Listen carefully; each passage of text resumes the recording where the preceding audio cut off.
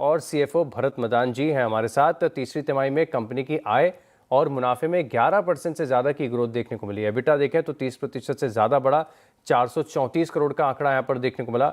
Margin भी देखें तो करीब 2% बढ़कर 13.2% देखने को मिले। नतीजे और ग्रोथ आउटलुक पर बातचीत करेंगे और भरत मदान साहब हैं हमारे साथ। सर नमस्कार, शो में स्वागत है आपका। और सबसे पहले कॉन्ग्रेचुलेशन, बहुत ही स्ट्रॉन्ग सेट ऑफ नंबर्स आपकी तरफ से यहाँ पर देखने को मिले। समझना चाहता हूँ क्या खास रहा इस क्वार्टर के दौरान, ग्रोथ कैसी रही? या तो जैसे आपने बताया तो नंबर ऑब्वियसली काफ़ी स्ट्रॉन्ग थे इस क्वार्टर में। तो ट्रैक्टर इंडस्ट्री के जैसे नंबर देखें तो हाईएस्ट वॉल्यूम थे इंडस्ट्री के भी, 23% ग्रोथ थी इंडस्ट्री के वॉल्यूम्स में, और हमारे भी जो वॉल्यूम्स थे वो हाईएस्ट एवर थे। तो उसकी वजह से जो ऑपरेटिंग लेवरेज का बेनिफिट मिला और कुछ कमोडिटी की जो सॉफ्टनेस है जो कंटिन्यू थी उसका भी बेनिफिट मिला मार्जिन्स के अंदर में।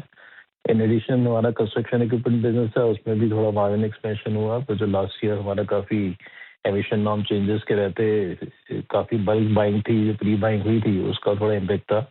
तो इस बार थोड़ा प्रोडक्शन स्ट्रीमलाइन हुआ, तो उसमें भी क्वार्टर देखें तो उसमें अच्छी इंप्रूवमेंट हुई है। तो आई थिंक ये सब फैक्टर मिला के आई थिंक मार्जिन्स पे ओवरऑल काफ़ी अच्छा पॉजिटिव इम्पेक्ट रहा है इस क्वार्टर में। बिल्कुल सर, ट्रैक्टर सेगमेंट में मैं देख रहा हूँ कि 300 बेसिस पॉइंट का मार्जिन इंप्रूवमेंट पिछले साल के मुकाबले देखने को मिला, लेकिन शायद कंस्ट्रक्शन व्हीकल के मार्जिन्स इस बार थोड़े से कमज़ोर देखने को मिले। क्या कारण रहा? या तो जैसे मैंने बताया कि पिछले साल में कंस्ट्रक्शन इक्विपमेंट में क्योंकि एमिशन ऑफ फर्स्ट जनवरी से चेंज होने थे, तो उसमें जो काफ़ी सारा जो था इन्वेंट्री मैन्युफैक्चरर्स ने बना के रखी थी, तो प्रोडक्शन लेवल्स वेरी हाई। फिर दिसंबर क्वार्टर में प्री बाइंग काफ़ी हुई एमिशन नॉर्म चेंजेस के रहते, इसलिए वॉल्यूम जो पिछले साल के थे वो काफ़ी अच्छे थे। तो इसलिए इस वाले क्वार्टर में थोड़ा दबाव रहा compare to last year, but I think अगले वाले क्वार्टर से सब सिचुएशन जो है वो नॉर्मलाइज हो जाएगी और हमें वहाँ भी रिकवरी देखने को मिलती है। जैसे आपने जनवरी के नंबर्स में देखा होगा तो कंस्ट्रक्शन इक्विपमेंट के वॉल्यूम भी इम्प्रूव होकर ईयर ऑन ईयर अब 3-4% का डी ग्रोथ रह गया और आगे जाके वो भी हमें लगता है कि रिकवरी हो जाएगी वापस। ऑल राइट सर, अब तक ये जो वित्त वर्ष है, 3 तिमाही जो ट्रैक्टर डिमांड को लेकर ग्रोथ और वॉल्यूम के लिहाज से बहुत शानदार देखने को मिली है, लेकिन FY27 अब ये थोड़ा सा अनसर्टन है क्योंकि मानसून को भी ध्यान में रखना पड़ेगा। इसको लेकर क्या फोरकास्ट है, क्या गाइडेंस होगी ग्रोथ के लिए? आपने सही बोला। तो अभी I think it's too early, कभी जब तक मानसून का एग्जैक्ट गाइडेंस नहीं आती, बस कुछ अभी सुनने में आ रहा है कि एल नीनो इम्पैक्ट होगा तो उसकी वजह से मानसून थोड़ा प्रेशर में हो सकता है। बट पिछले 2 साल में क्योंकि मानसून अच्छा रहा है, वेब नॉर्मल रहा है, तो उसका तो पॉजिटिव इम्पैक्ट जो था अभी हमें देखने को मिल रहा है।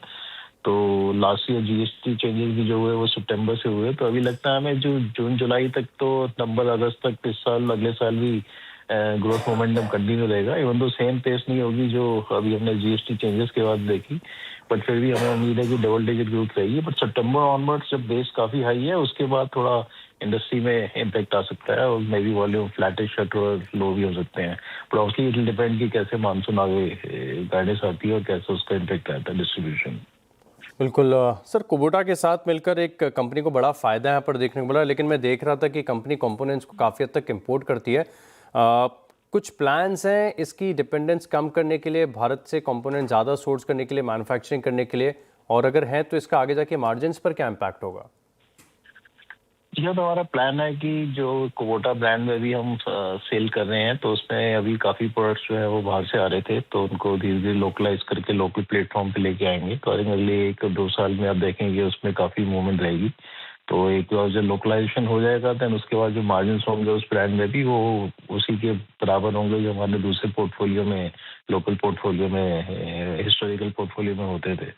तो आई थिंक 1 या 2 साल में वो मार्जिन जो ट्रैजेक्टरी है आई थिंक वो वापस आई थिंक उसी लेवल पे आ जाएगी। तो